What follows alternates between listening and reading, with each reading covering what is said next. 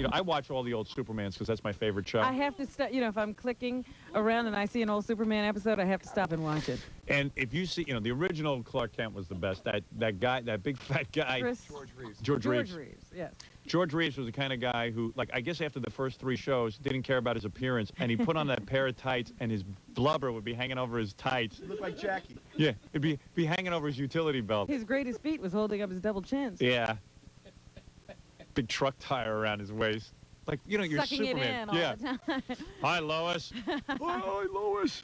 What's the matter, Superman? I'm sucking in my stomach. You know, he wanted to stay in that suit more and more, be Yeah. Clark Kent all the time. Yeah, notice there was less Superman, more Clark Kent. I remember the episode where he was fighting the mole man. I thought his whole gut was going to bounce off the floor. The funniest thing to me was that the little red piece in the middle started to become boxer shorts. No, the red underpant that he wore over his tights, he pulled it up to his nipples to try to make it look... they got so huge, they started to resemble boxers. Yeah. They were supposed to be little tights, little Speedo. Yeah, big, giant, red briefs. Hey, Superman, what are you eating? Superman, I thought you guys were supposed to be hungry. Yeah, maybe he's eating rubber. He's eating kryptonite. Yeah. It's pretty funny, though, but the best episode was there was these guys, these criminals, who had a town on wheels. Yes. Remember that? And they kept moving it around. Jimmy Olsen went by the town, and they set up a phony speed trap, and they threw him in jail. Superman had to come get him out of this phony baloney jail. That's what Superman's busy chasing Jimmy Olsen halfway across the planet. You'd think that he'd have more important things to do. Why those two never kissed, I don't know. Boy, if Jimmy didn't look like he had the biggest heart-on for Superman, you know, all he had to do was pay the $50 fine and would have been over with. Then Lois Lane gets captured in the speed trap. Yeah, somehow everybody was always locked up or in a cave with a rock over the front of it. Inspector Henderson got picked up by the guys. So they pick up, Inspector Henderson finally figures what's going on, so he zooms past the town. They go to arrest him, and he goes, "I'm Inspector Henderson." The guy goes, "Who cares?" You're locked up, too. Yeah, idiot. Because they had the phony judge and everything. Yeah. I love the one where Perry White was convinced that he saw a ghost. Yeah, that was Great Caesar's Ghost. Great Caesar's Ghost. It finally comes. Perry White kept saying, and he was the good Perry White, not like the one on the new Superman. Perry White was just sitting there, and every time he'd say Great Caesar's Ghost, you know, everyone said, "Hey, Perry, you shouldn't say that. It's terrible to make fun of Caesar's Ghost." And it was like, you know, hey, this isn't Jesus Christ. It's Caesar's Ghost we're talking about here. We're talking about Caesar's Ghost. But everyone's like, don't say Caesar's Ghost. Don't say it. It's so wrong. It's so wrong to say Caesar's Ghost.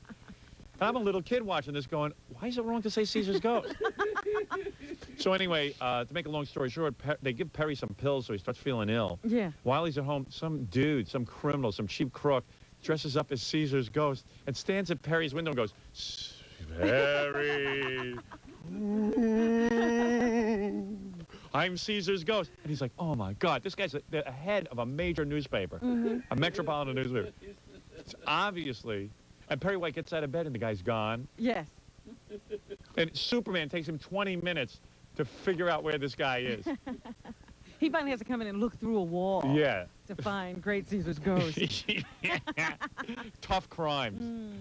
Did you ever see the one where Superman finally has to tell Jimmy and Lois that he's Superman, and then he sprays him in the face with an aerosol can that makes him forget? Yeah, that's great. And in that little closet of an office, they're the only 3 reporters on the whole newspaper, and Clark Kent barely has an office in that bad typewriter. And then at the end, so now you get to see Jimmy and Lois know, and then he just takes this aerosol can, he sprays it in their face, and they forget everything. Yeah.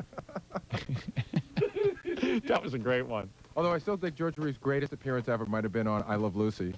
That was the best. That was good. Because he was real big and fat then. I still say the Mole Man when he fought the guys from underneath the planet with a vacuum cleaner. They had the Mole Man come out of the ground with a vacuum cleaner, and you know, and it's supposed to be like a special thing, and they turn the vacuum cleaner on Superman, and he actually gets weak. Yes, yes, they suck out his power. Yeah, but it's an actual vacuum cleaner. Yeah. There's nothing. They didn't modify it at all. No, not at all. Superman, back up. Oh, don't worry, Jimmy and Lois. Guy turns on his vacuum cleaner, and Superman passes out. I used to love when he would jump out that window at the office of the Daily Planet. Yeah. And he was so fat, he'd jiggle. And then he flew out that stupid utility window. It was a custodial closet. I would have loved for them to stay on the camera while he changed. The best was that look he always used to give to each side Yeah, before he yeah. rushed into the closet. Or the look he gave before he even went to fly. He's always giving that double look. Yes. Yeah, yank his tie. He's in a rush. He's Superman. He's yanking his tie. And he always landed so awkwardly because he was so big. Yeah. And those giant boots, they look like size 15, look like Herman Munster boots. All dirty on the bottom. The Crackers the Clown episode, did you see that? No, I don't remember this one. See, Crackers, there's this Crackers, the Daily Planet's holding a telethon for kids. I can't believe you remember. Oh, yeah, I've seen every episode 900 This times. one has escaped me.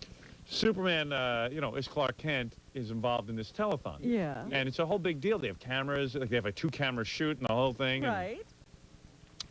they hire Crackers the Clown, who's like the most beloved clown, and everyone loves him. He's like the Elvis of clowns.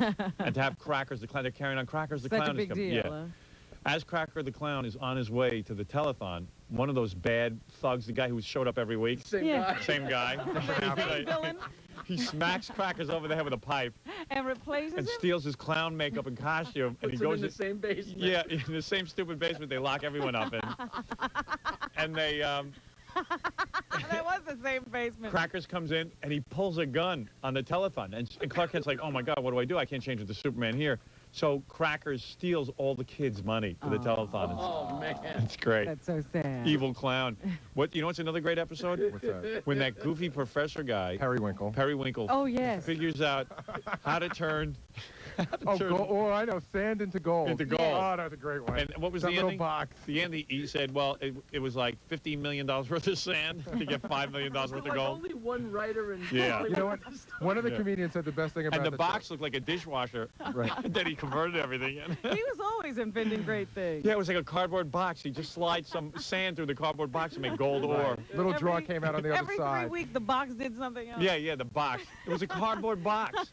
So, you know what somebody said about that show? They said, you could never believe it was a major metropolitan newspaper, 4 employees, and 3 of them were tied up in a cave every week. Yeah, right. How'd they ever get a paper out?